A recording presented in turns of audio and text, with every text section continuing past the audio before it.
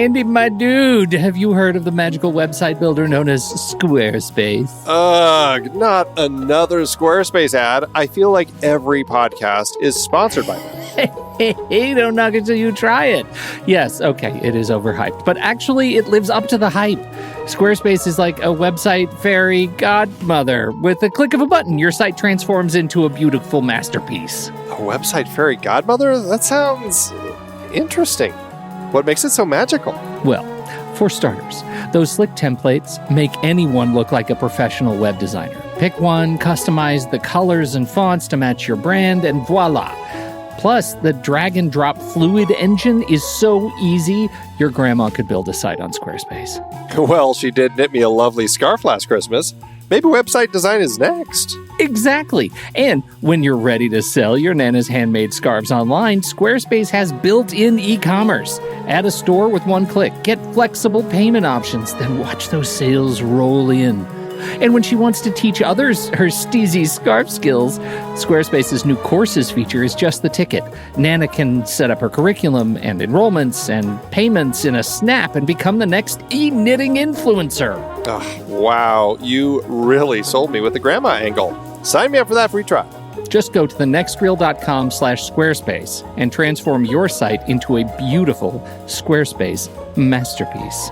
Well, thanks, Pete. Even though it's overhyped, Squarespace actually sounds perfect for Nana's site's needs. Appreciate the warning on the ads, though. I'll brace myself next time I listen to a podcast. Anytime. Let me know if you need any help getting that site up and running.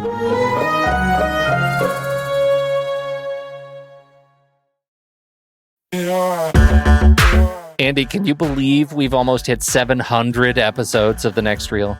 I know, it's crazy. And with all the other episodes in our family of podcasts, we are well over 1,200 episodes of movie conversation. It's really pretty amazing that we've gotten to have these in-depth movie chats every week for over a decade now. And we couldn't have done it without our loyal community of film fans.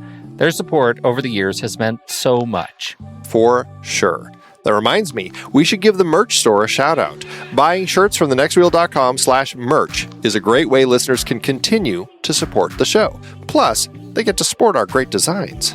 Absolutely. I think sometimes folks forget we have a variety of shirts, mugs, phone cases, and more available. In fact, a great place to start is with a shirt sporting the Next Reel's logo. We also have that classic Fast Times Spicoli Surf School tee, or the weirdly popular Rusty's European Tour shirt. The one from National Lampoon's European Vacation. Why is that so popular?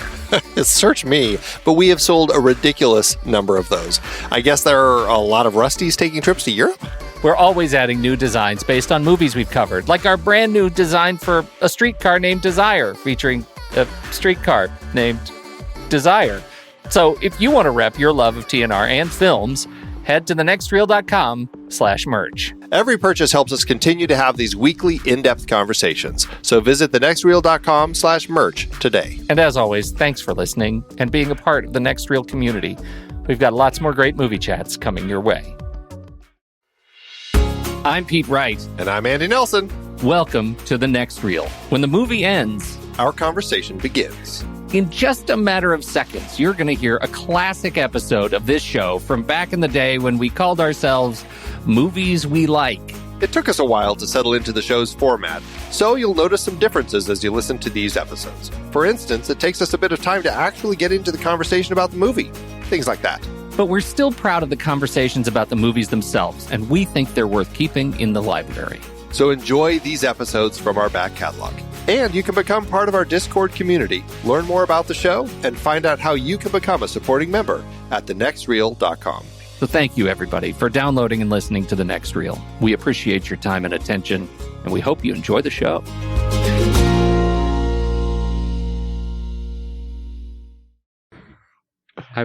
Dr. Pete of what I am only afraid to guess at. You can't say that because you're the one who gave me that nickname. Am I really? Yes. Wow. Doc Pete. That's how that happened. That's how it happened everywhere.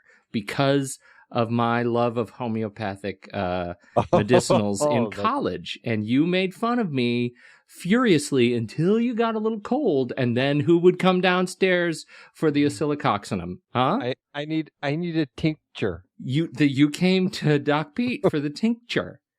And that stuck, and now I've been Doc for 20 years because of you, and you forgot. It was repressed. I repressed it.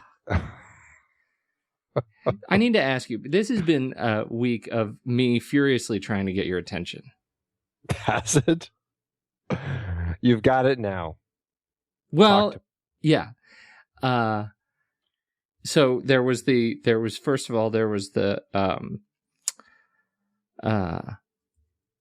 what was the URL that I made so much fun of you for? That you made so much fun of me for? It's I can't remember now. It's so bad. It was.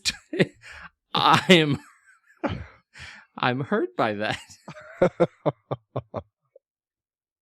It's gosh, I really am dry. I'll tell you what it was. It was ifindyourlackoffaith.com, and there you go. I think you should. I'm surprised that you have never actually clicked on it. You should probably click on it. Why did you buy it? I don't know. As far as you know, it got bought.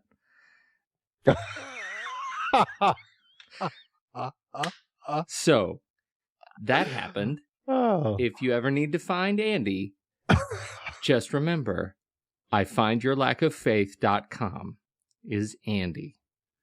And you'll never forget. And I've updated that everywhere. Your little Twitter button on your profile at rashpixel.tv, it's ifindyourlackoffaith.com. I'm trying to build up some backlink SEO love for you. I want you. That's how I'm gonna get it. I'm gonna Google bomb the hell out of you with that URL. and then I don't know. I don't even know how it actually started. But our little Photoshop extravaganza today of you started going a little crazy there, didn't you? I don't know. I felt pretty good. I was just monkeying around with the first one, which was yep. I started putting Andy's face on movie trailers or movie posters that just started coming by, and because Andy has such a great, like, serious, I am a professional of industry smile.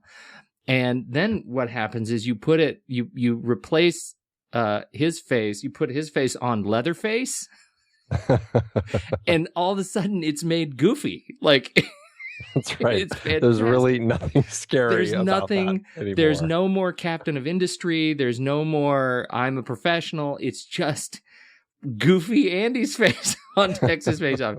And then I thought, well, that's okay. Well, you could do that. It was not a very good job. Like, I just didn't even really think much about it. I just literally slapped it in there, erased around it, and posted it. Then I thought I could do better. Like, I could do better. We could find a better angle. We could do that. And so then I found Iron Andy. And I was very happy with this one. I got the glasses just right. And man, look at that hair in the wind. He's got good hair. I need that hairline. Iron Andy has good hair and still awesome goofy smile on Iron Man. It makes me so happy. And that's when the tussle started. And then you came back. You had to hit back, and you hit back, I have to say, with brilliance. I was moved. I was really moved by this. You changed your Facebook profile after I was moved that much. And I have dealt with the comments and the hair. It's so funny, and this is what was my post. Like, when this is the Home Alone. This was Home Alone 2, right? It was Home Alone 2, yep. And Andy put my face on Home Alone 2, and I happen to have kind of a goofy, I am not a Captain of Industry promotional picture, and Andy used that. And it is so weird because what is going on behind the newspaper? Because the torso is like hidden, and there has to be just a crazy Mr. Fantastic rubber torso in order to tie that giant noggin to the body. Oh, it's a beautiful thing. It was really good. And those little tiny hands. It's like that's so good. And this is not even me being. It's just going a little bit serious. I went with Argo for my next play because I know you loved that movie so much, and your face really was a perfect replacement for Ben Affleck. I just needed a little more shag, but yeah, a little bit more. But it really ended up perfect. And then your last play, I think, was inspired with putting my face on The Silence of the Lambs. That was inspired. And see, you're holding the death's head moth. I know. Good times. That was so good. Well, I'm very excited about my play for tomorrow. I got to pace myself because this could get out of hand. I have a folder here on my desktop of all of the posters, and I can't wait to get. But the one I have that I've highlighted here, I'm pretty excited about. It's fantastic. So. I need more expressions of yours, or I'm going to have to find more posters where your hand is on your mouth, and it'll work. Home Alone was an epic find, but it might have been low-hanging fruit for that photo. Oh, yeah. It's brilliant. So we have other news, don't we? So if you need to find Andy, make sure you go to ifindyourlackoffaith.com. And where else would you like people to go? Is that good enough, really? or Facebook. They can find me at Facebook. Not at whatever. I can't wait I'm going to have to be doing some more wonderful things with that URL for you. You can find me at Pete Wright or facebook.com/Pete Wright, or of course on the Movies We Like page on Facebook if you want to see our epic Movies We Like poster battle. And we invite you, on behalf of Andy, invite you together. We invite you to partake. If you think of a great poster and you have some Photoshop skills that are at or even, dare I say, better than ours, please go to town. We'd love to see what you come up with. We're pretty excited. We definitely are. We definitely are. And let's see. So that's that. We've made some changes to the website. We're still not entirely thrilled with the URL itself, but if you just go to rashpixel.tv, you will find the Movies We Like. It's just dedicated to all the Movies We Like stuff we do. And so you can catch the Movies We Like, the regular show. You can jump over to the Film Board page where you'll see all the past Film Board video, Google Plus Hangouts we've done. And that will continue to grow as we move more stuff into it. So make sure you bookmark that. I've also, I was in such transient state for so long that we'd never had comments turned on. Now I've turned on comments on every post, so you can click on and leave a comment. You can share it. We appreciate it if you share it. And the other thing we've done, this I'm always torn on this stuff, is trying to figure out a way to help the site earn a few bucks to pay for hosting. And so I hate advertising. I really do. I hate putting advertising on the sites. I really hate that. But what we have done, and you tell me, Andy, if you think this is overkill. So I put in Amazon links on every post to the Blu-ray of the movie, if it's available, to the whatever our prime choice Blu-ray version of the movie that we're talking about is, right in the post, right? Right. Right. So if you're looking at The Descent from last week, you will see The Descent original uncut Blu-ray with a buy now link for Amazon. It's $10. If you haven't seen the movie or you want to add it to your collection, you can jump to it right on Amazon right there. And so we put that up there for every movie that we're doing in order to help just sort of offset the costs of the hosting and the time that we put in on this on the site and doing the show. And we hope that if you would like to support us and just can't think of another way to do it, that you would consider clicking that buy now button.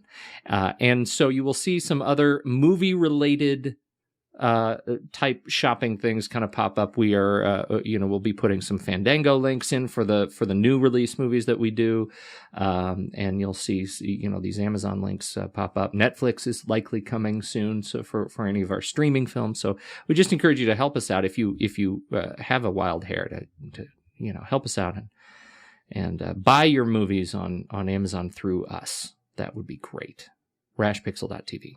Did I miss anything? Well, I think you got Is it. that okay? Does that feel? I mean, what does that feel? How does that feel to you when you look at it and you see that Amazon link? Are you horribly offended? No, I see those all over the place, so it doesn't offend me at all. All right. To me, it makes it easy. It's like, oh, it's such a click here, buy now culture, I guess. So it's like, oh yeah, I'll buy that. Click. Well, that's certainly the hope, and I don't know. I love me some Amazon. I love me some Amazon Prime. I'll tell you that. So definitely do. Okay. What other announcements? I don't think we have any other announcements per se, and so trailers of the week. Yeah, let's talk some trailers. Okay, first of all, this one was a recommendation from the goodly Steve Sarmento on our Facebook page, who pointed us brilliantly to the Hansel and Gretel Red Band trailer. After our chat last week about Red Band trailers. Oh man, that was so good. I had made fun of this movie. I believe I'm on the record as saying I cannot take Hansel or Gretel screamed in an action context seriously. I believe I said something like that, and I was not ready to take this serious. I felt bad about it. Jeremy Renner, I don't know. I was not really looking forward to this. Then Red Band rescued this trailer. It really did. It truly made this look like just an over-the-top goofball action movie, and it actually looks like it'll be fun to watch now. It looks really fun. What would you compare this to? Is there anything you could think of that you would compare it to? I was trying to think of like Kick-Ass or just in sort of I'd the go tone. in that vein where it's kind of over the top violent action that's just so gory. It's just goofball but fun. It's great. I'm very much looking forward to this. So you can find the link in the show notes on the website. And the next one is one I know you love talking about. Is Jack Reacher, the new Jack Reacher trailer. There you go. Let me tell you why I'm excited. This is going to be a fun one. It's going to be a fun movie. Tom Cruise, a lot of people bag on him. I think he's a very talented actor, and he generally is doing a really good job in whatever role he plays, even if it's not the best movie. He's always good, I think. And I think that he looks great in this, and I think it's going to be a really fun action movie. You've got him leading the charge as kind of this, kind of good, kind of bad former government guy who kind of cleans up messes or whatever. And I think, it's an interesting looking role for him, kind of along the Collateral line, but also a little more, not quite so bad guy. And then Christopher McQuarrie's directing it, who I think is great. And then, you've got Rosamund Pike, Richard Jenkins, Robert Duvall, and playing a creepy bad guy, you've got Werner Herzog, the director. So very interesting looking film, and I'm quite excited to see it. I am also very excited to see it. When he turns around and says, to the guy, he says, what's an army cop do most of the days? He said, same thing you do, with one difference. Every suspect is a trained killer. That was it. You had me at trained killer. I'm in it. That's right. I was very excited to see that. So I'm very much looking forward to this movie. I like seeing these sort of counter characters and the kind of anti-hero character when he turns around and says, "You think I'm a hero? I'm no hero. The lawyer's yours." During the presumed ransom call, and hangs up. That was a nice play. Yeah.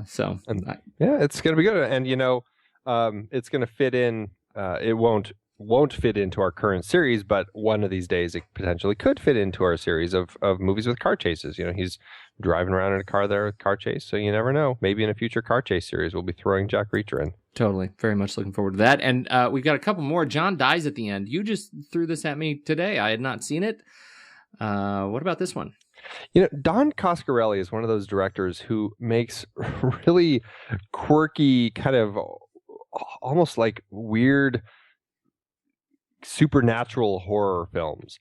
Bubba Hotep, I swear, is one of the funniest, just kind of odd horror movies. I absolutely love that movie. Phantasm, that's where he kind of broke out as his directing and everything. And he's just kind of led this bit of really quirky films. And now here he comes along with John Dies at the End. I hadn't heard of this one at all. And, he's got Paul Giamatti in it. And it's looks like these doofuses who've got this weird drug that it looks like why would it's you called possibly soy sauce take or it? something. Because it's These alive. pills that at one point it looks like they actually turn into insects or something. But when you take it, you kind of become an interdimensional being or something. And it just looks weird and quirky, and it looks like he's doing something kind of fun and different. And for that, I'm all in. Yeah, I think it looks really I think it looks really good. It looks really just sort of like it's kind of like Big Fish for the psychedelic crowd.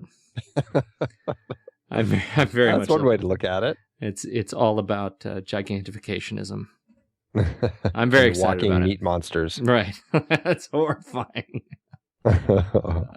So that looks really good. And then opening tomorrow, which is the 2nd, November 2nd, The Bay. Yeah, we're a little late coming to the trailer game for this one. The trailer's been out for a while, but it looks like a fun little film, and I figured maybe we should chat about it real quick since it's here and it's upon us. This is Barry Levinson's, of all people, found footage film. And you have a really unhealthy relationship with found footage films. I do. I really enjoy found footage films. I have this. I feel like I need to watch all of them. I need to absorb their essence. Fantastic. Are you going to, you should start one of those life cams so that you maybe one day could be the subject of a found footage film. Have you ever thought about that? That's brilliant. I can become my own found footage film. Mm-hmm. Mm-hmm. That just sounds sad, actually. When you put it like that, it's like, you really got to be a loser to be that desperate. That is sad. It's sad. Okay, so anyway, it looks kind of creepy. I'm trying to figure out if it fits into my zombie fascination. Is that kind of where it's going? I mean, watching the trailer, they all kind of get these little bugs in them. Because you got these weird creatures jumping out of fish and stuff, and I know, but what are the to fish me doing? It seems more like it's just like what happened if the little flu kind of, I don't know, is flu bacterial? Is that a thing? No, it's not, right? It's like bacterial would be... if it's the flu virus, then it's viral. Yeah, I believe that's how it works. You're making fun. You're mocking me, you're aren't you? mocking me, aren't you? The thing is, it's if the little the bacteria, if they were the size of cats, right? That's what we're talking about. That's what this looks like. That's really what this is. All right. So I, as with all things creepy and crawly, I'm very much looking forward to this one as well. So who knows? This may be the one I hit this weekend. Although I got to tell you, I'm starting to get pretty upset with myself that I still haven't seen Argo. So I think I may need to reprioritize my weekend viewing and catch Argo. There you go. This weekend. So I think that's my plan.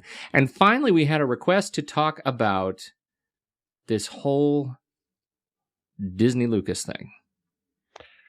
Yeah, it's really interesting. For those of you who haven't heard, Disney bought, or I should say Lucas sold his whole Star Wars franchise to the Disney company at the tune of $4.2 billion. Something exorbitant like that. Yeah, I mean, and it includes not only Lucasfilm, it includes obviously Industrial Light and Magic and Skywalker Sound, all the properties of Lucasfilm. I'm not sure if it includes. Does it include Lucas Arts? I think it probably includes everything that's related to Lucas. It's a significant acquisition, and I think there was one response that one blog post that had the great question, which is, after you're sort of bowled over by the dollar figure, when you think about the franchise, only $4 billion. Well, that's true. I mean, yeah, it's really interesting though. It puts Disney in a very unique position where they're almost creating this franchise monopoly. They've got Star Wars, they've got the Muppets, they've got Marvel, and then of course they have everything Disney and Pixar. Right. Like what's next for them to to chomp down. Yeah, you wonder if next is the operative term or if we should be saying left. Yeah. You know, I mean, really, I don't know. Have we ever been, it's almost like you run into a sort of an entertainment monopoly, if there ever was one, when they own all the good stuff. Yeah. And so the big question is, what do you are you worried about? Are you worried about what comes next for Star Wars? They're saying that 2015 we will see the next Star Wars film, and there will be more films after that. And so the question for you is, are you worried about what's going to happen with Star Wars, or had you already given up? You know, I hadn't given up. I was never really expecting any more Star Wars films. But the fact that he's done this, in my head, truly, I think it can only bode well for Star Wars. I mean, I think that I'm always going to hold the original 3 films that were released first, episodes 4, 5, and 6, as kind of their own separate thing. But now that George Lucas has kind of stepped away and he's pulled himself, I think he's only going to be like a creative executive or something in the relation to anything else that gets made from Star Wars. But I mean, it puts any future Star Wars film basically at the hands of all sorts of amazing directors who could potentially come down the pike and make a really interesting Star Wars film. I kind of went back and forth on this, but I'm like, it actually might be good for the franchise to not have George Lucas forcing his horrible scripts on us. There is, yes, okay. I'm back and forth on it too. And I think my issue is this, and I think I'm reading a passage here from Marco Arment at marco.org. He quotes, Kathleen Kennedy will serve as the brand manager, and this is from the original announcement from Disney. Kathleen Kennedy will serve as the original brand manager for Star Wars, working directly with Disney's global lines of business to build, further integrate, and maximize the value of this global franchise. And Marco's comment is, now that's what fans want to hear. A major, well-loved, culturally significant creative work was sold to global lines of business so they can maximize its value. Translation, they're going to beat Star Wars to death, even more than George Lucas did, extracting every possible penny out of it until there's no more money to be made, and that's probably a long way off. Disney's plans to further integrate this global franchise will make Lucas look conservative in retrospect. And that I think is the fear, right? I mean, if we're going to be on the fear side, that's the fear. Still, Disney and Marvel just gave us, the Avengers. Yeah, and that's what I would point out to anybody who feels that, I mean, yes, it's going to be over-commercialized and it's going to be just all over and in your face. It already was to a certain extent, but you're right. Look at what they just did with the Avengers series and those films leading up to the Avengers film. I think it was a very smart group of people who put that together. And I think with the name Star Wars, it's going to be another very smart group of people planning that out. I think so too. And you look at what Pixar has delivered in Wreck-It Ralph. What I'm hearing is that it ends up with a beautifully executed twist, and it seems like a really fun movie for kids. And it's not a Pixar film; it's just a Walt Disney. It's just a Walt Disney. That's right. But it's who knows? I mean, what they have is a lot of properties, and in collecting properties, they have undoubtedly collected a lot of really good people. So that's, I think, where we're going to fall, is that Lucas may not have been the best custodian for Star Wars anyway. Yeah. And this, whether or not Disney is going, and Kathleen Kennedy is going to, are the right choice, at least it's good to get some new life into it if they're going to go this way. I'll tell you, I would love to see more Star Wars. This was back to our conversation on exploring other universes or exploring more stories in the same universe, right. From weeks and weeks ago. I love that. And I would love to see more stories out of the Star Wars universe and more great characters. And if this gets us moving in that direction, so much the better. Yeah. I can't believe I'm actually happy about this. I've turned around. I was shocked, man. What a crazy news day. Yeah, I know. My jaw dropped too when I saw that. Okay, so we got a movie to talk about. Yes, we should talk about a movie tonight. We're finished with Halloween. It's been a heavy front end. So yeah, let's talk about a movie now. So we are finished with Halloween. We're excited to be in November. Happy November, and we're kicking off our great car chase series. Absolutely, and we're starting with the granddaddy of them all, 1968's Bullitt. This, I can't remember. Did you bring this one to the table, or was this just the presumed we have to start with Bullitt? I think we just presumed that this had to be on the list. I don't think there was really any question that we wouldn't have this on our car chase list. Yeah, I mean, this film is due to the 10 minute 52-second car chase through the city of San Francisco in the third act. This movie actually, it's right in the middle of the film. It is right in the middle. I thought it was kind of right at the beginning of the third. Well, maybe you're right. Anyway, it's 10 minutes long through the city of San Francisco, and it really defined what a car chase is all about. And in fact, that scene is arguably what earned Frank Keller the Oscar for editing this film in '68. Right. Because the rest of the movie is kind of, it's a well-edited film. But this scene sets it apart. Yes? Right. This scene is what really makes it stand out. The fact that it's cut so well, it's cut fluidly, it's always interesting, even though the geography, for anyone who's ever been in San Francisco, it's completely nonsensical. Nothing connects, which that usually happens in any big chase scene, but it's fine. I mean, yes, we see the same green VW bug pass by like 4 or 5 times, but you can look past that because the way that it's cut together and the excitement of going down the hills of San Francisco and around the turns, and it's just a fantastic car chase and very smartly done, where the beginning of the chase is all you've kind of got the score just Don Ellis's kind of Lalo Schifrin's score playing underneath at the beginning, and then while they're just it's more of a one car following the other sort of scene.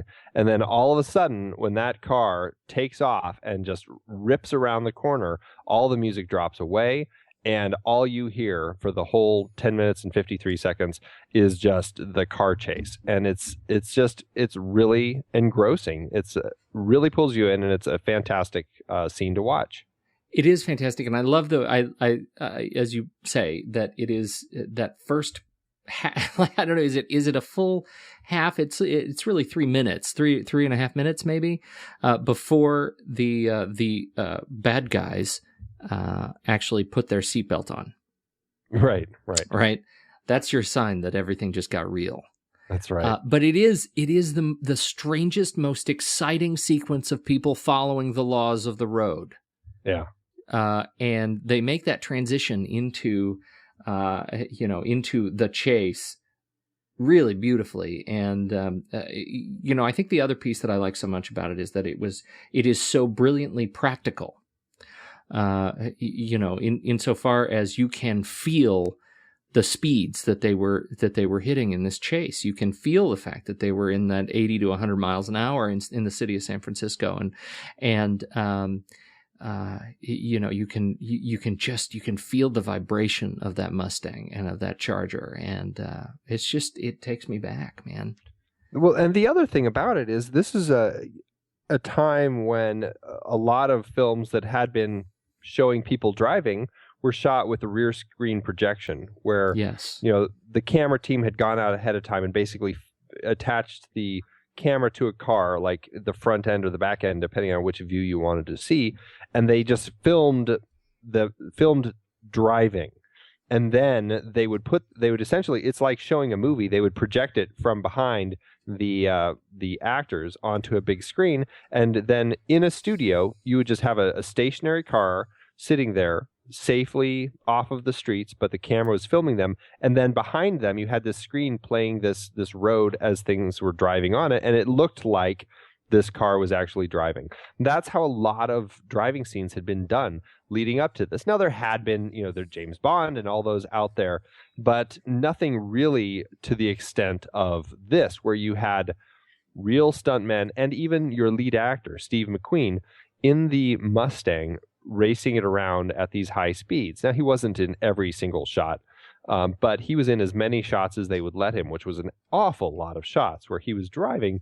I mean, it was Steve McQueen driving some of these ridiculous speeds. And it's amazing when you get that reality in there. It just lends that much more credence to it, and it just makes it that much more exciting. And that they were able to do it with only 2 of the Mustangs. Like, they did the whole sequence without destroying more cars than that. Is really it's fantastic. Now, the cars, the Mustangs, were 68 390 V8 Ford Mustang fastbacks. That was the Steve McQueen good guy car in a lovely forest green. And then the bad guys were driving the 68 440 Magnum V8 powered Dodge Charger, which is really, I mean, it's sort of no contest. The Dodge Charger went on 2 years later to become the General Lee, or that model year became the General Lee in Dukes of Hazzard, and that is how we bring it all back to me, because at Universal Studios one year I sat in that car. It's that good. And one of the interesting quotes was that those Chargers are significantly faster than the Mustang, and they had to keep pulling it back off the accelerator because they would so easily outrun the Mustang in the car chase that it made it no fun.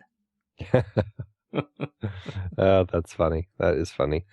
But it is a fantastic car chase, and it just lends. We've talked about the Jason Bourne series before, and they always have car chases in those films. And we've talked about how great the real stunt work is in those films, and all of that really harkens back to this, which is really kind of the grandfather of this amazing stunt work. And the team of people involved in putting this together and getting this car chase to work the way they did. I mean, it's really fantastic, and it is a lot of fun to watch. It is a lot of fun to watch. It is paced brilliantly well. The setting is fantastic. They went to great lengths to really make you feel like you're a part of this chase, whether you are a bystander standing on the corner of these familiar streets in San Francisco watching these cars go by. I think one of the most interesting pieces of just how they framed it, how they shot it, was just letting you, even as these cars are blazing by, they really let you become a part of it. They leave the wide shots wide and still enough to really feel like you can take in all of the action, and then suddenly you're inside the car moving at 85 miles an hour down these crazy hills.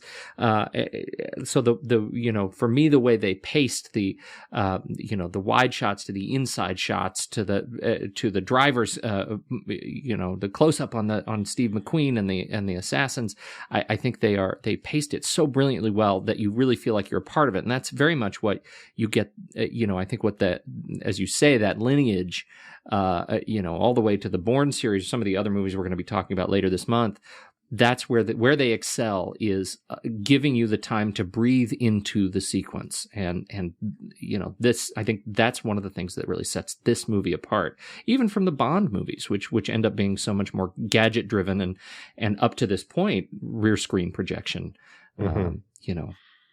They don't want to lose the Aston Martin, I guess. So anyway, it was a fantastic keystone piece of this film.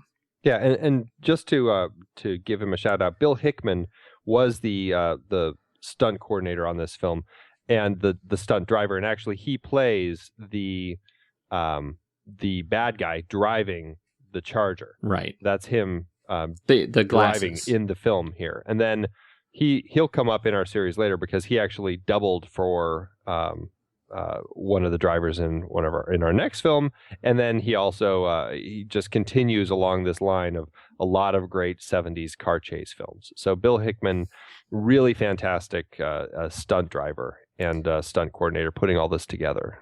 Now, who was it? Was it Bill Hickman or the other who also lays down the motorcycle, does the motorcycle stunt work in this same sequence. That was not Bill Hickman doing the.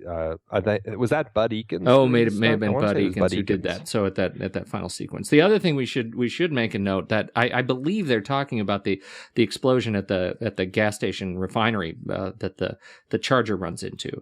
Right. At the end, it turns out. Do you know more about this? That looks like a dummy car tripped one of the explosive wires and caused the explosion to blow up early. But right, so you kind of see it.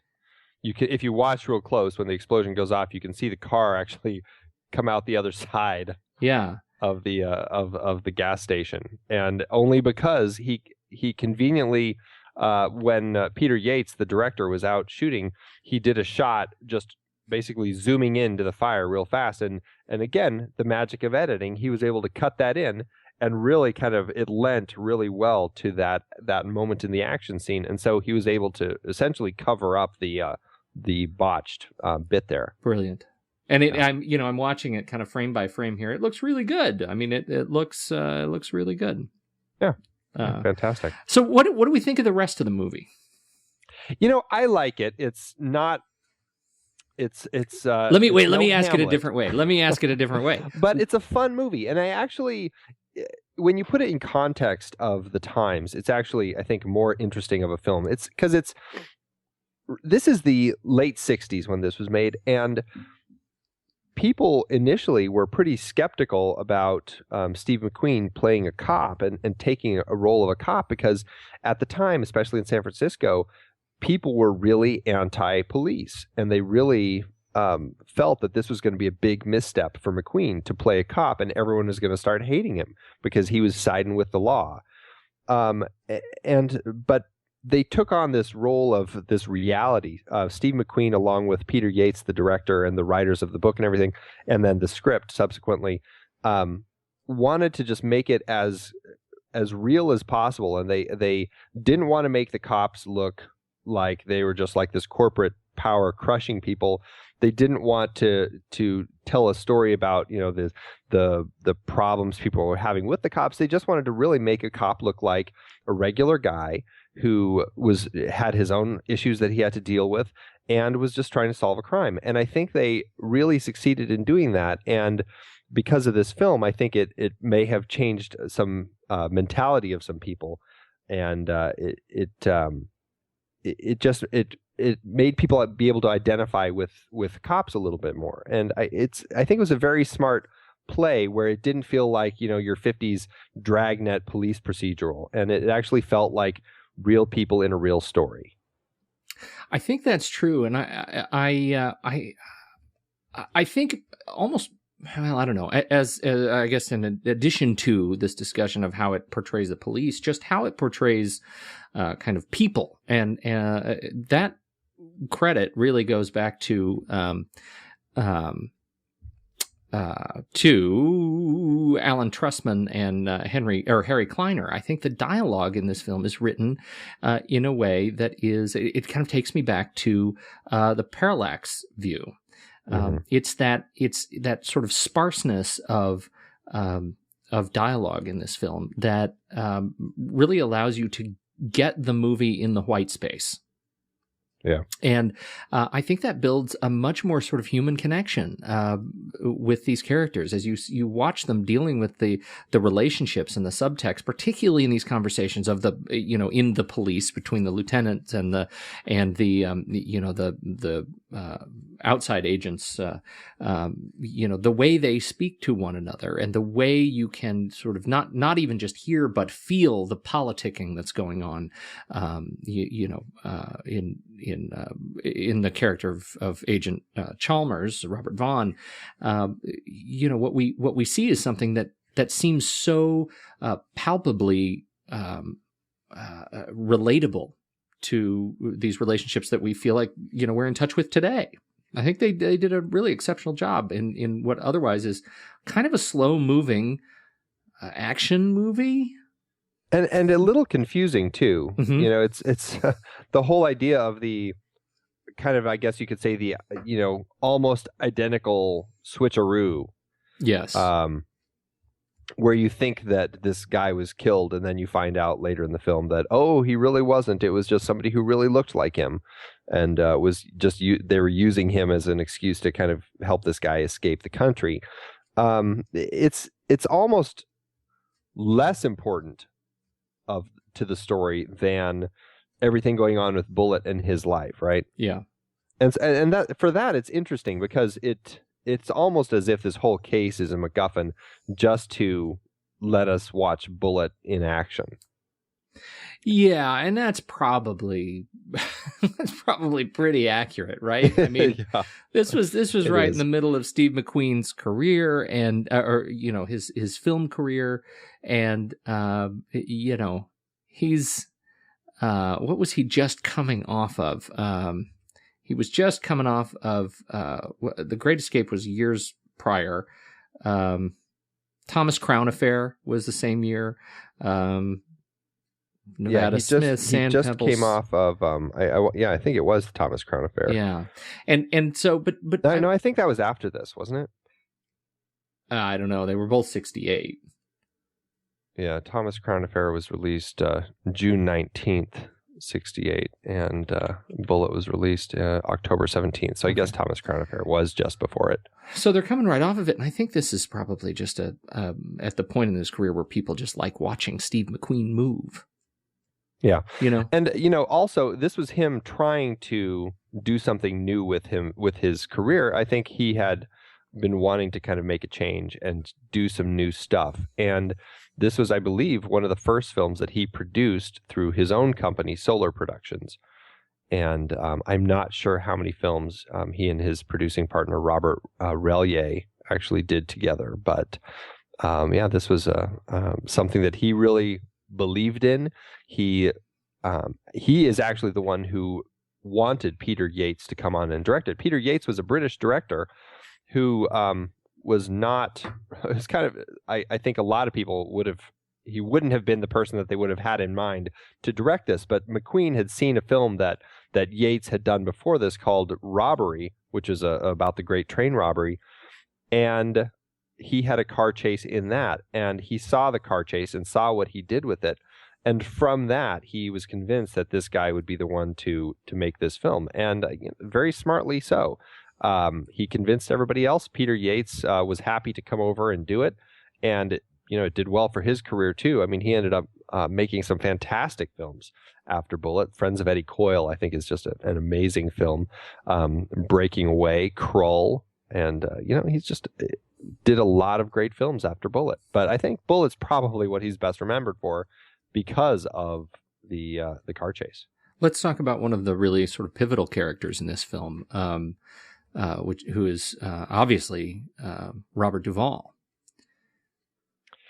It's, Okay, come on, man. That was a joke. That was like a setup. This is I was like, wow, really? Pivotal?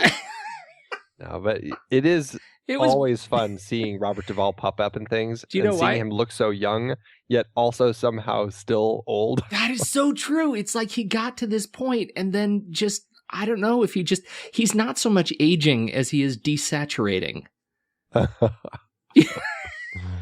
He really is. I mean, he's been bald for a very, very long time. Watching him take the money, when he just looks at, he takes the money from Steve McQueen. He's like, all right, and he slaps the vinyl of the cab, and you just think, God, that's a Robert Duvall vinyl cab slap. Yep. I'd know that vinyl cab slap anywhere. It's fantastic. Let's see, who else stuck out to you in this film? Robert Vaughn, I think, is great as Chalmers, and he's a great foil, political foil to Steve McQueen in this, as opposed to the actual criminal foil that he's pursuing. Robert Vaughn just has a great face, and he's just been in so many great things, and he's one of those people who actually he ended up in quite a number of films with McQueen. But I mean, he has been around forever. I don't know how old he is now. I think he's 80. I mean, he was in Basketball, of all things. Goodness. He's been around and he's still working. Wow. I'm not saying basketball was good. I'm just saying he's been around. The other one that stands out for me is only, I think, out of sort of sentimentality, is Norman Fell. Yeah. Who ends up, I don't know. I think we know Norman Fell as, Mr. Roper.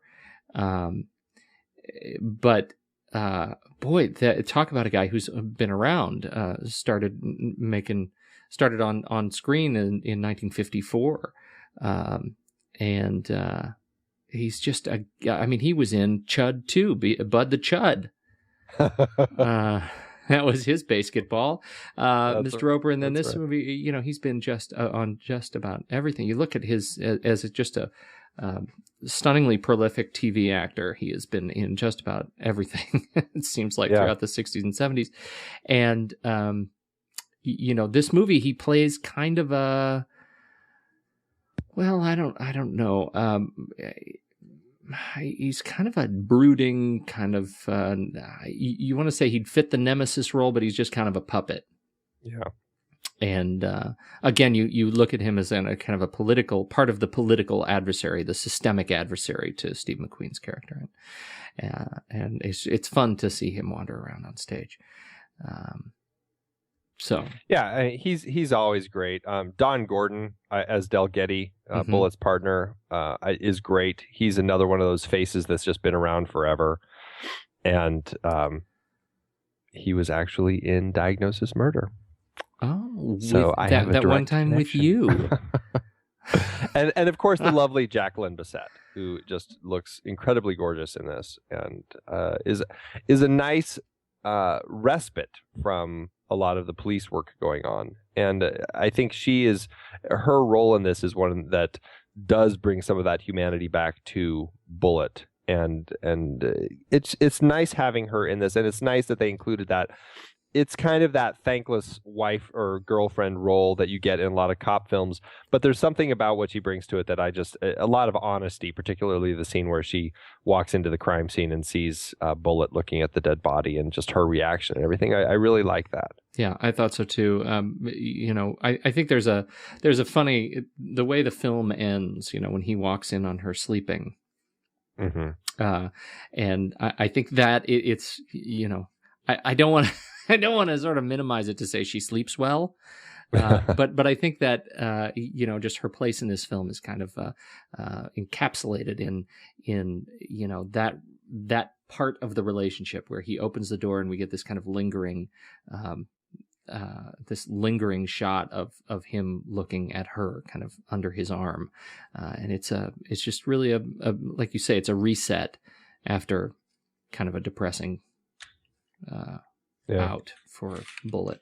It's nice. It's nice that she's in it. So who else? It's funny. It wasn't until this most recent viewing, and I feel really stupid for this, but for some reason I've always managed to convince myself that Ross, the guy who gets shot at the beginning, that while the police are protecting him, he gets shot and then ends up dying in the hospital. I've always somehow convinced myself that he had a twin brother and they killed the brother as opposed to him. And I must have just really been paying attention this time, and I caught that it was a completely different guy, this Rennick guy.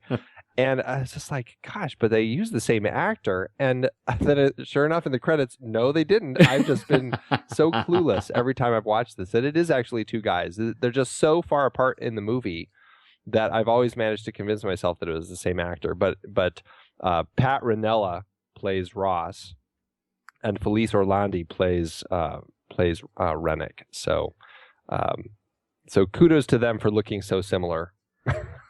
Yes. Well, and okay, so the Pat Ranella, and then that's John Ross, right? And then the great Vic Tayback as Pete Ross, right? The other as Ross, Pete as Mel, quote Mel Ross, Pete Mel Ross Sharples, who is another one. Is sort of I like these old movies. Yeah. These pulling these guys out. Okay, so we've talked about Peter Yates. I think William Fraker, we need to talk Yeah. about him. He was the DP who shot this film. A brilliant DP. You know, he did Rosemary's Baby the same year. He did Looking for Mr. Goodbar. He did Heaven Can Wait, 1941, War Games, Tombstone. He's been around for a very long time, did a lot of great films. And this is something that we kind of brought up in our talk when we were talking about The African Queen, how complicated it was back then filming movies because the size of the cameras and everything else. Yes, for the car chase stuff, they used a lot of smaller cameras, but they still had these big, massive cameras for a lot of the other stuff. Even though they were out on location, they were still using some pretty big cameras. And also, the film speed itself wasn't as fast, which means that it took more light to actually capture the image on the film. And you have scenes where they're shooting at night at the airport.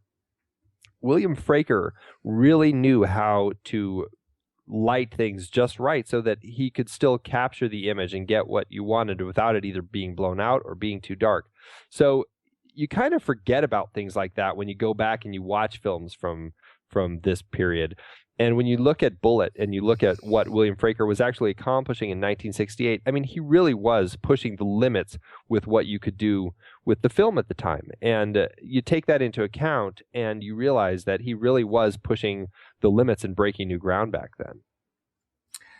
Yeah, that's fascinating. Although they didn't have to worry about it falling into the water. But when you think about jamming these cameras inside these tiny cars and driving them that fast. Yeah. That's why point. I think they were using some smaller cameras, and I don't know if they're 16 millimeter. I doubt it, but they definitely had some smaller cameras that were probably just easier to use in the cars. But yeah, even then, it's not like they were using little handheld cameras or anything. Right. No, that's a really good point, and I think we've talked a little bit about the continuity issues in terms of the cinematography, but in terms of the general tone and of the continuity of the tone of the film, it's quite good looking. Yeah, and that whole airport scene. Everybody talks about the car chase film in this, but I tell you that airport chase at the end of the film is just an absolutely fantastic airport chase, and it's just another on-foot chase that we capture there with, airplanes going right over Bullitt as he's laying underneath them. Just crazy stuff, and it's a great precursor to what Michael Mann did in Heat with the end of that film. Yeah, I think it's a stellar sequence, and it often is overshadowed, and I would say unfairly, by the car chase. That's a great point, and I think it is. It's overshadowed by the car chase. It's also overshadowed by the confusion that leads up to it. Right? That's true. You've already kind of alluded to it. By the time you get to the end of this movie, you've gone through the great pain of the MacGuffin, and you're just trying to get through the resolution, and it's a little bit challenging. I think by that time you're just sort of ready. You're kind of ready to be finished. Yeah. If you're not really paying attention to it, you lose the fact that it is a beautiful scene, and it's like a ballet. Those you think, oh gosh, how scary could that possibly be? Just running around these giant lumbering planes. Like I could dodge those wheels, but it actually ends up being kind of a nail biter. Especially the way they use light and dark from going to Bullitt running directly into one of these airline kind of spotlights, wing lights, where you go from being completely blinded to being completely blind as he's running through the field parallel to the runway, trying not to get shot. And so the way I think they use light and dark in that scene is great. Yeah. It feels really like you're fantastic. They're putting you in the shoes of Bullitt, and you can really feel what he's going through. I think they execute that really well. It's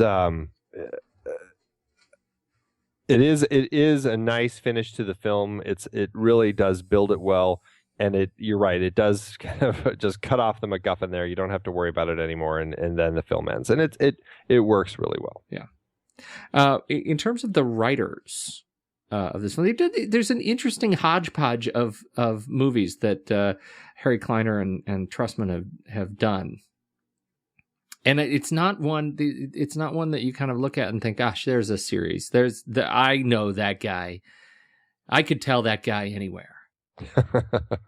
Harry Kleiner has Bullitt, but he comes into Bullitt from a whole bunch of TV, and throughout the 50s and 60s, Red Skies of Montana.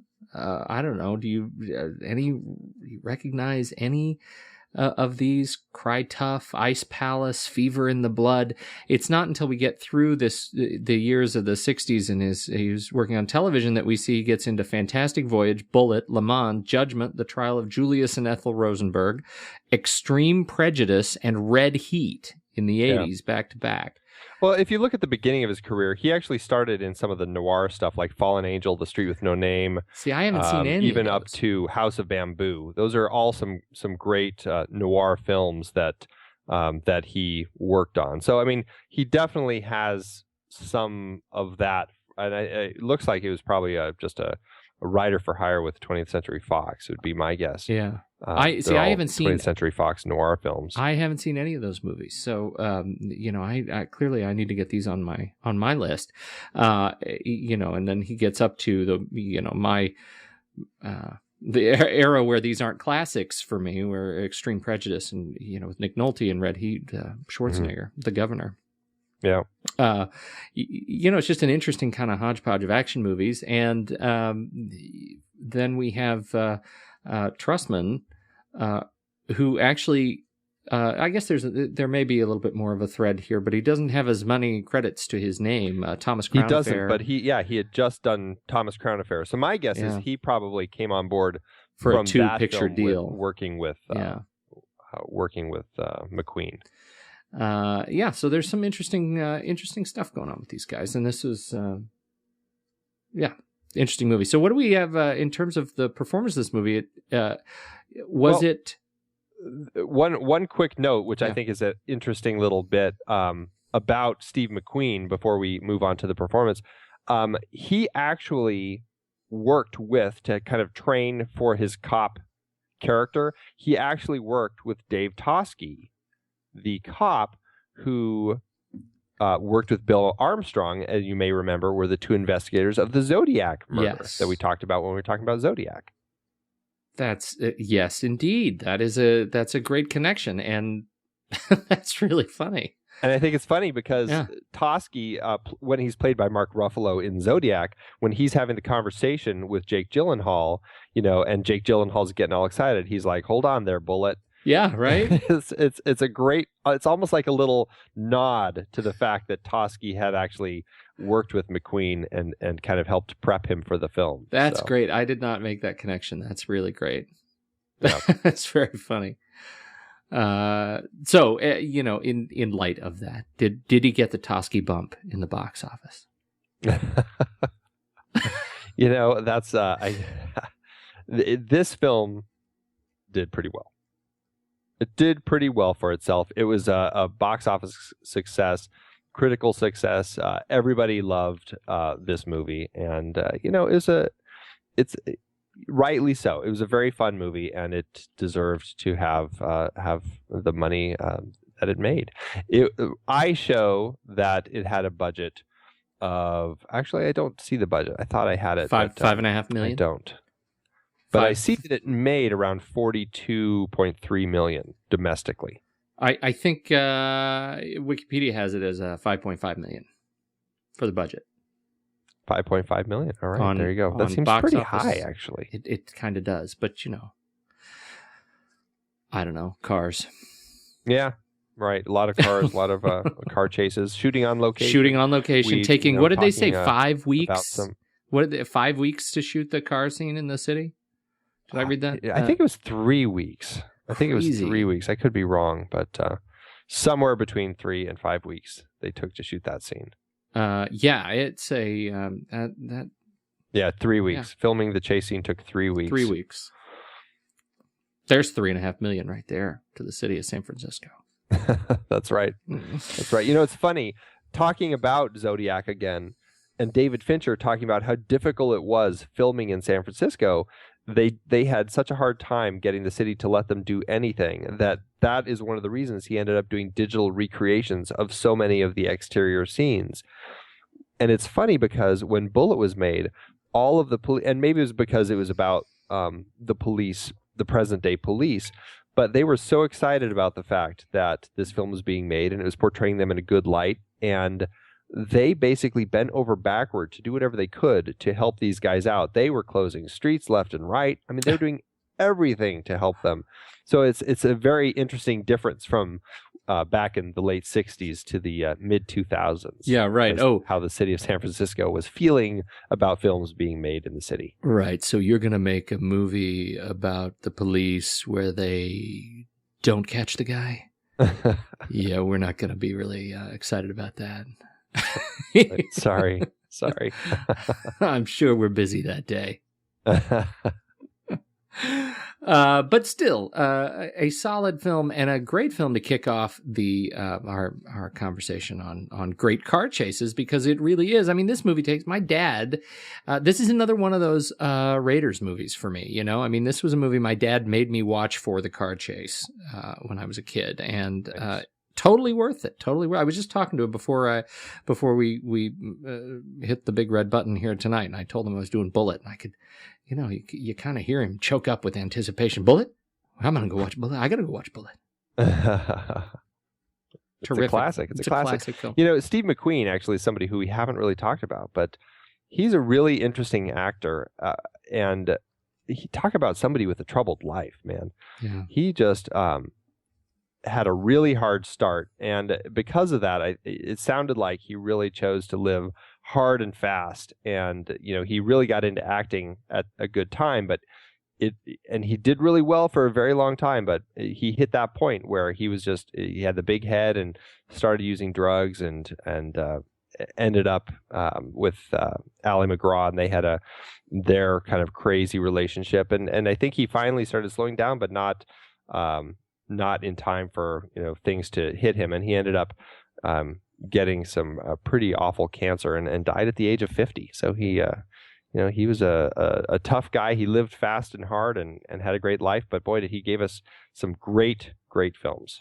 You know, interestingly, the movies that there's a list on his Wikipedia entry that talks about the movies he, you know, how, who knows how these things played out, but the way it's framed here are the movies that he turned down or missed. Breakfast at Tiffany's, Ocean's 11, Butch Cassidy and the Sundance Kid, The Driver, Apocalypse Now, California Split, Dirty Harry, A Bridge Too Far, The French Connection. But that, I think it says here he turned down because he didn't want to do another cop film.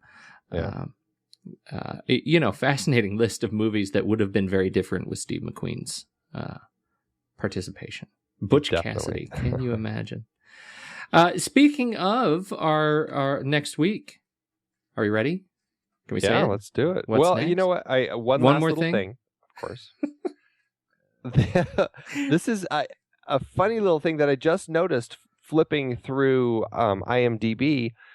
Joanna Cassidy is listed as having an uncredited bit part in the film. I have no idea where she is. My guess would be the airport, only because there's a lot of people there.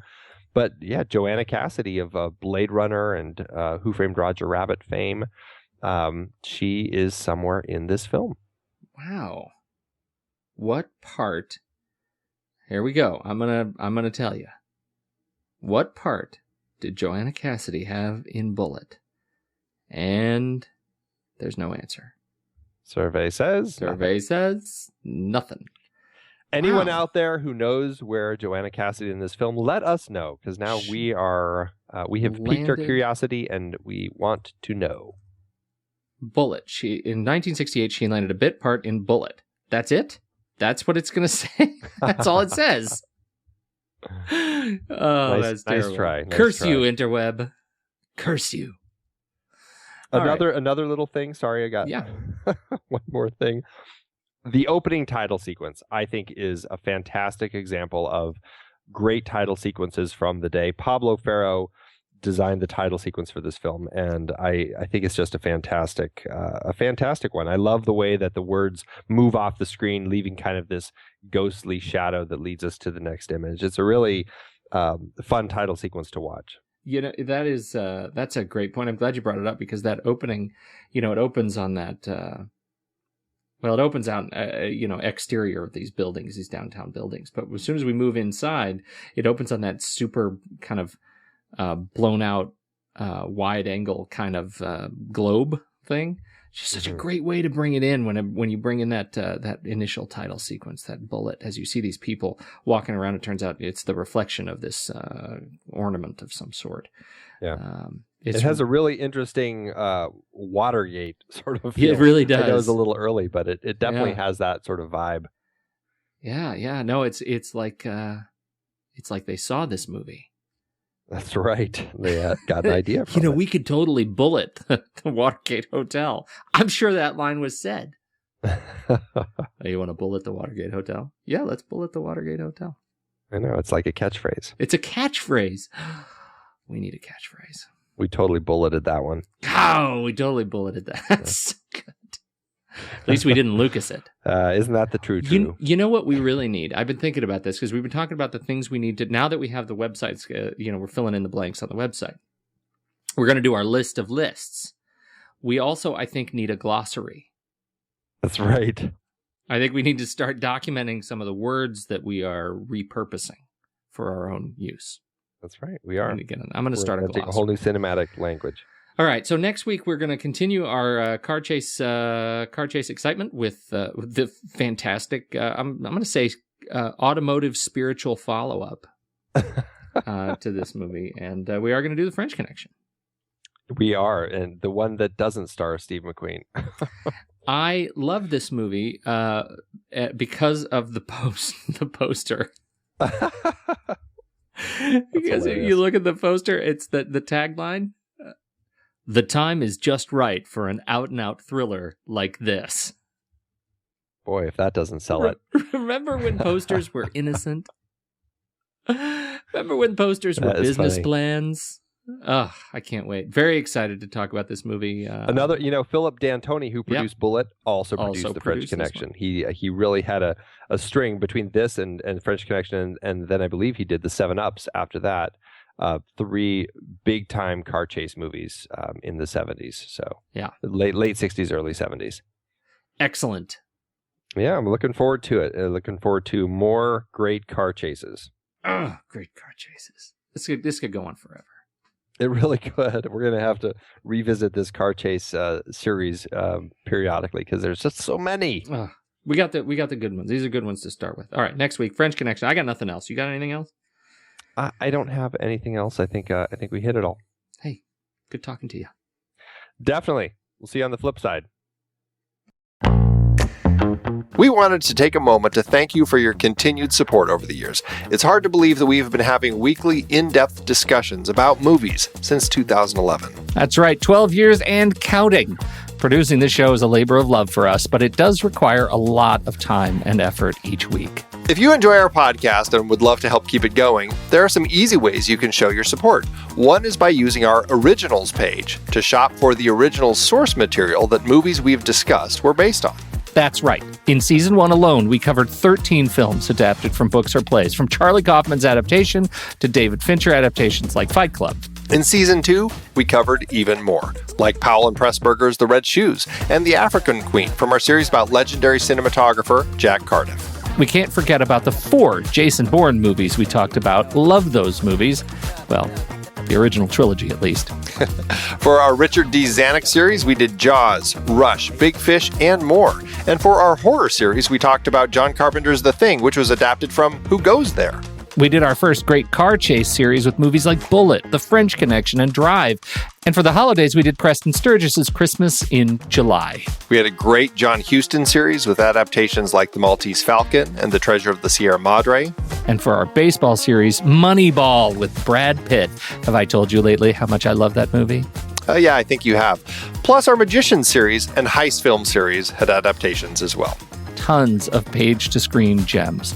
Listeners can find the details and links to the original material at thenextreel.com/originals. Every book, play, or movie you buy through our links helps support the show, and it's no extra cost to you. So dive in and get your next read today. thenextreel.com/originals. has all the films adapted from other sources that not only we have covered, but all of the shows on the Next Reel family of podcasts. Check it out and get reading. Support the show and build your reading list. It's a win-win. Head to thenextreel.com/originals.